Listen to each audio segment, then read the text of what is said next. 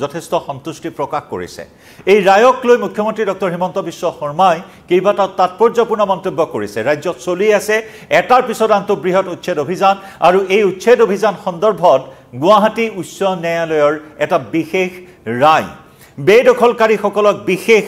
সময়সীমা বান্ধি দিলে গুৱাহাটী উচ্চ ন্যায়ালয়ে আৰু এই ন্যায়ালয়ৰ ৰায়ৰ পাছতে মুখ্যমন্ত্ৰীগৰাকীৰ প্ৰতিক্ৰিয়া যে ন্যায়ালয়ৰ ৰায়ে অৰ্থাৎ গুৱাহাটী উচ্চ ন্যায়ালয়ৰ ৰায়ে আমাক আৰু অধিক শক্তিশালী কৰিলে উচ্ছেদ আৰু অধিক ৰূপত হ'ব বুলি মুখ্যমন্ত্ৰীয়ে প্ৰকাশ কৰে প্ৰতিক্ৰিয়া নমস্কাৰ প্ৰিয় দৰ্শক মই জয়ন্ত মাধৱ গোস্বামী আপোনাক স্বাগতম জনাইছো নিউজ 18 অসম নৰ্থ ইষ্টৰ ডিজিটেল লাইভলৈ এটাৰ পিছত আনটো বৃহৎ উচ্ছেদ অভিযান চলি আছে ৰাজ্য চৰকাৰৰ ধুবুৰীৰ বিলাসীপাৰাত উচ্ছেদ অভিযান 4,000 বিঘা ভূমি ইতিমধ্যে বেদখলমুক্ত কৰা হৈছে একেদৰে গোৱালপাৰাত উচ্ছেদ অভিযান পাইকান সংৰক্ষিত বনাঞ্চলত প্ৰায় 1500 বিঘা ভূমি বেদখলমুক্ত কৰা হৈছে আৰু তাৰ পিছত উৰিয়ামঘাটৰ বৃহৎ উচ্ছেদ অভিযান তাৰ মাজতে লখিমপুৰৰ উচ্ছেদ তাৰ মাজতে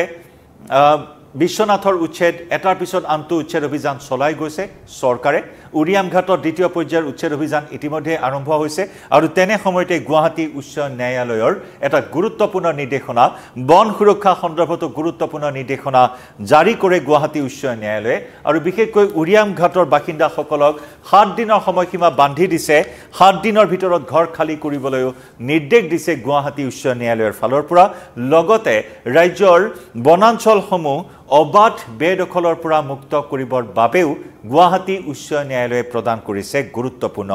নিৰ্দেশনা অবাধ বেদখল বনাঞ্চলসমূহ ৰাজ্যৰ যিসমূহ বনাঞ্চলত অবাধ বেদখল হৈ আছে সেই অবাধ বেদখল ৰক্ষা কৰিবৰ বাবেও গুৱাহাটী উচ্চ ন্যায়ালয়ে নিৰ্দেশনা জাৰি কৰিছে বেদখলকাৰীৰ বিৰুদ্ধে অপৰাধমূলক ব্যৱস্থা লোৱাৰো নিৰ্দেশনা দিছে গুৱাহাটী উচ্চ ন্যায়ালয়ে কেৱল ইমানেই নহয় যিসমূহ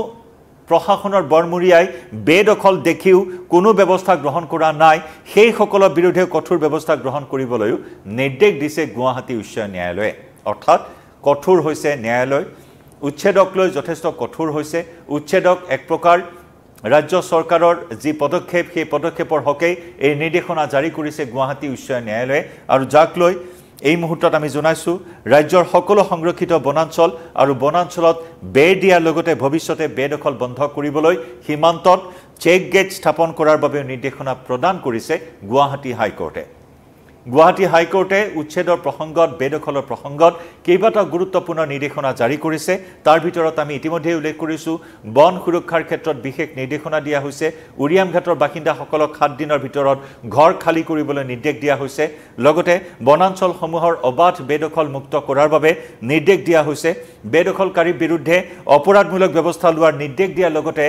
বেদখল দেখিও কোনো ব্যৱস্থা নোলোৱা সকলৰ বিৰুদ্ধে বিষয়াসকলৰ বিৰুদ্ধে কঠোৰ ব্যৱস্থা গ্ৰহণৰ নিৰ্দেশ দিছে গুৱাহাটী উচ্চ ন্যায়ালয়ে লগতে ৰাজ্যৰ সকলো সংৰক্ষিত বনাঞ্চলত বেৰ দিয়াৰ ব্যৱস্থা কৰি ভৱিষ্যতে বেদখল বন্ধ কৰিবলৈ সীমান্তত চেক গেট স্থাপন কৰিবৰ বাবেও নিৰ্দেশনা জাৰি কৰিছে গুৱাহাটী উচ্চ ন্যায়ালয়ে অত্যন্ত এটা গুৰুত্বপূৰ্ণ নিৰ্দেশনা বা গুৰুত্বপূৰ্ণ ৰায় যি ৰায়ক লৈ মুখ্যমন্ত্ৰী ডক্টৰ হিমন্ত বিশ্ব শৰ্মাই ক'লে যে এই ৰায়ে আমাক আৰু অধিক শক্তিশালী কৰিলে এতিয়া আৰু অধিক ৰূপত হ'ব উচ্ছেদ আমি আৰু অধিক ৰূপত উচ্ছেদ কৰিব পাৰিম বুলি প্ৰতিক্ৰিয়া প্ৰকাশ কৰে মুখ্যমন্ত্ৰী ডক্টৰ হিমন্ত বিশ্ব শৰ্মাই কাৰণ এই উচ্ছেদক লৈ এটা পক্ষই ৰাজনীতি কৰি অহা পৰিলক্ষিত হৈছে উচ্ছেদৰ বিৰোধিতা কৰি অহা হৈছে চৰকাৰী ভূমি সংৰক্ষিত বনাঞ্চল বেদখল কৰা যি কাৰ্য এয়া কেতিয়াও সহজভাৱে লোৱা নহয় বুলি চৰকাৰে হুংকাৰ তথা সকিয়নি প্ৰদান কৰিছে আৰু এইসমূহ ভূমি বেদখল মুক্ত কৰাৰ বাবে এটাৰ পিছত আনটো বৃহৎ উচ্ছেদ অভিযান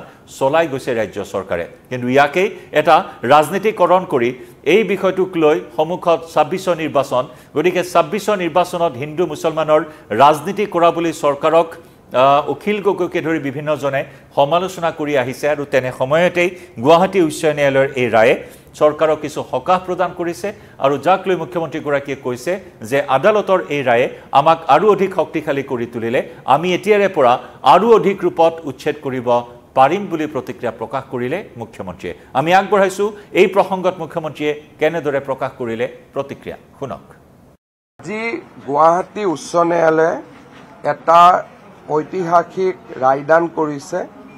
ৰায়টোৰ অৰ্ডাৰ কপি আমাৰ হাতত অহা নাই কিন্তু ইউটিউব ভিডিঅ'ত চাই চিফ জাষ্টিছ ডাঙৰীয়াই যিখিনি কথা কৈছে মহামান্য মুখ্য ন্যায়াধীশ ডাঙৰীয়াই তাৰ ওপৰত এটাই কমেণ্ট দিব লাগিব যে এইটো এটা ঐতিহাসিক ৰায়দান তেখেতে এটা কথা কৈছে যে ফৰেষ্টত যাতে কেতিয়াও এভিকশ্যন হ'ব নোৱাৰে তাৰ কাৰণে চৰকাৰে এটা খুব কঠোৰ ৰেগুলেশ্যন আনিব লাগে দ্বিতীয়তে যিবিলাক বিষয়াৰ দিনত ফৰেষ্টত এই ধৰণৰ লাৰ্জ স্কেল বেদখল হৈছিলে তেওঁলোকৰ ওপৰত চৰকাৰে ব্যৱস্থা ল'ব লাগে আৰু আপোনালোকে জানে যে এই গোটেই লাৰ্জ স্কেলৰ যিটো এভিকশ্যন এইটো 2006 পৰা 11-14 ভিতৰত হোৱা এটা এনক্ৰচমেণ্ট যিজন ফৰেষ্ট ডিপাৰ্টমেণ্টৰ বিষয়াৰ দিনত এনক্ৰচমেণ্ট হৈছে গোৱালপাৰাত তেওঁৱে এতিয়া উকিল হৈছে মই এখন প্ৰেছ কনফাৰেন্সতো আপোনালোকক কৈছিলোঁ দ্বিতীয়তে মুখ্য ন্যায়াধীশ ডাঙৰীয়াই কৈছে যে 7 দিনৰ নটিচ দিব নালাগে 15 দিনৰ নটিচ দিব লাগে আৰু কাৰোবাৰ যদি কয় যে নহয় এইটো মোৰ ৰেভিনিউ ল্যান্ড আমি শুনিব লাগে গতিকে অসম চৰকাৰৰ যিটো প্ৰচেষ্টা আছিলে এই প্ৰচেষ্টাত আজি গুৱাহাটী উচ্চ ন্যায়ালয়ে এটা ঐতিহাসিকভাৱে মোহৰ মাৰিলে বৰঞ্চ চৰকাৰতকৈও তেওঁলোক আগুৱাই গ'ল কাৰণ চৰকাৰে এভিকশ্যন কৰিছিলে বিষয়ৰ ওপৰত শাস্তি আজিলৈকে লোৱা নাছিলে দ্বিতীয়তে এই ৰায়দান যদিও ৭৫ গৰাকী ব্যক্তিৰ ওপৰত কৰিছে উৰিয়াম ঘাটৰ কিন্তু খণ্ড বিচাৰপীঠে এটা ভৱিষ্যতৰ কাৰণে এটা গাইডলাইন দি দিলে তাৰমানে এতিয়া সিংগল বেঞ্চতো কিবা কেছ যদি চলি আছিলে কৰবাত আছিলে এই গোটেইবিলাক আজিৰ প্ৰায় এই অৰ্ডাৰটোৰ জৰিয়তে এটা ইউনিফৰ্ম অৰ্ডাৰ হৈ গ'ল যেতিয়া আমি 15 দিনৰ নটিচ দি আমি এভিকশ্যন কৰিব পাৰিম মই ভাবো যে ইয়াৰ ফলত আমি ফৰেষ্টৰ বহুত মাটি উদ্ধাৰ কৰিব পাৰিম সেয়া আছিল মুখ্যমন্ত্ৰীগৰাকীৰ ভাষ্য যে চৰকাৰে যি পদক্ষেপ গ্ৰহণ কৰিছে উচ্ছেদক লৈ বেদখল মুক্ত কৰিবলৈ তাত এটা ঐতিহাসিক মোহৰ মাৰিলে গুৱাহাটী উচ্চ ন্যায়ালয়ে আৰু ন্যায়ালয়ৰ এই ৰায়ক এনেদৰে আদৰণি জনাইছে মুখ্যমন্ত্ৰীগৰাকী আৰু মুখ্যমন্ত্ৰীগৰাকীয়ে যিটো আত্মবিশ্বাসেৰে যিটো সাহসেৰে এই উচ্ছেদ অভিযান চলাইছে ইতিমধ্যে ইয়াৰ পূৰ্বে সংবাদমেল সম্বোধন কৰি মুখ্যমন্ত্ৰীগৰাকীয়ে কৈছিল যে এনেকুৱা এটা পদক্ষেপ গ্ৰহণ কৰিবলৈ মুখ্যমন্ত্ৰীৰ সাহস থাকিব লাগিব এগৰাকী সাহসী মুখ্যমন্ত্ৰী হ'ব লাগিব সাহস থাকিলেহে এনে পদক্ষেপ গ্ৰহণ কৰিব পাৰি জাতি ৰক্ষাৰ বাবে অসমীয়া জাতিৰ সংস্কৃতিৰ ভেটি ৰক্ষাৰ বাবে এই উচ্ছেদ অভিযান অত্যন্ত প্ৰয়োজনীয় খিলঞ্জীয়াৰ অস্তিত্ব ৰক্ষাৰ বাবে এই উচ্ছেদ বেদখল মুক্ত কৰাৰ এই অভিযান অতি প্ৰয়োজনীয় যাৰ বাবে এটাৰ পিছত আনটো পদক্ষেপ চৰকাৰে গ্ৰহণ কৰি যাব যিসমূহ মাটি ইতিমধ্যে চৰকাৰৰ হাতৰ পৰা ওলাই যোৱা অৱস্থা হৈছে সেই সমূহক অগ্ৰাধিকাৰ দি এই উচ্ছেদ অভিযান চলাই গৈছে মুঠৰ ওপৰত কোনো হাৰি নাযাব বেদখলকাৰীসকলক এই ৰায়ৰ জৰিয়তে আকৌ এবাৰ মুখ্যমন্ত্ৰীয়ে সকীয়াই দিছে যে কোনেও হাৰি যাব নোৱাৰে যি স্থানতে বেদখল হৈছে যি স্থানতে জনগাঁথনি সলনি কৰাৰ প্ৰয়াস কৰিছে এটা দুষ্ট চক্ৰই যি স্থানতে অসমীয়াৰ অস্তিত্বৰ প্ৰতি ভাবুকিৰ সৃষ্টি কৰিছে এইসকল বেদখলকাৰীয়ে কোনেও হাৰি নাযাব উঠিবই লাগিব সেই মাটি এৰিবই লাগিব আৰু তাৰ বাবে বদ্ধপৰিকৰ চৰকাৰ আৰু চৰকাৰৰ এই পদক্ষেপক এক ঐতিহাসিক মোহৰ মাৰিলে গুৱাহাটী উচ্চ ন্যায়ালয়ে আৰু যি ৰায়ক লৈ সন্তুষ্টি প্ৰকাশ কৰি মুখ্যমন্ত্ৰীগৰাকীয়ে এক ঐতিহাসিক ৰায় বুলি উল্লেখ কৰি ক'লে যে ৰায়ে আমাক আৰু অধিক শক্তিশালী কৰিলে গুৱাহাটী উচ্চ ন্যায়ালয়ৰ ৰায়ে আমাক আৰু অধিক শক্তিশালী কৰিলে আমি আৰু অধিক ৰূপত উচ্ছেদ কৰিব পাৰিম বুলি আত্মবিশ্বাস প্ৰকাশ কৰে মুখ্যমন্ত্ৰী ডক্টৰ হিমন্ত বিশ্ব শৰ্মাই মুঠৰ ওপৰত ৰক্ষা নাই কাৰোৱে বেদখলকাৰীসকল সাৱধান মুঠৰ ওপৰত প্ৰতিটো স্থানতেই উচ্ছেদ অভিযান হ'ব চৰকাৰী ভূমি সংৰক্ষিত বনাঞ্চল সকলো মুক্ত কৰিব চৰকাৰে আমি জনাই যাম প্ৰতিটো আপডেট এই মুহূৰ্তত ডিজিটেল লাইভৰ পৰা বিদায় লম নমস্কাৰ